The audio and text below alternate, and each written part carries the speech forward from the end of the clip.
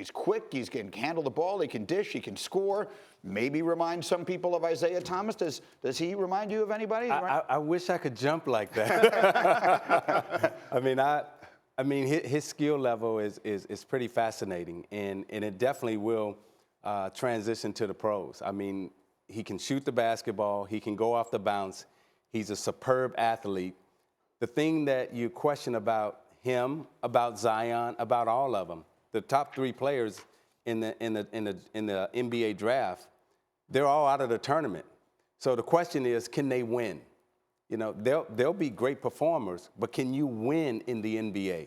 I'm glad you brought that up because I remember talking about that the last 2 seasons with Ben Simmons, whose team didn't make the tournament, and with Markelle Fultz, whose team didn't make the tournament. And both of those situations worked out a lot different. Very quickly, on SportsCenter this morning, I asked you for a comparable because people watch Ja Morant play. They compare him to Russell Westbrook. You told me there's a different player to compare him to. Dame Lillard. They both 6'3". They both come from small colleges. They both shoot the 3. They both will dunk on you.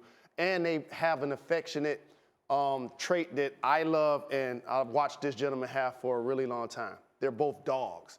And I appreciate that about them. Okay, and then I must ask you, Isiah, about Zion Williamson, who put together one of the most interesting, at minimum, college basketball seasons I can remember in a long time. As you watch him now ready to make this transition to the NBA, how good do you think he's going to be? What is he on the next level? He's something we've never seen, and how good he is, it depends on the coach that he's playing for and the system that he's going to be in. Because he's such a unique talent, he's such a unique player, that you really do have to find a coach in the system that fits him. And both of you will remember this. Doug Collins, Hall of Fame coach, Hall of Fame player, but when he was coaching Michael Jordan, it was different than when Phil Jackson got him.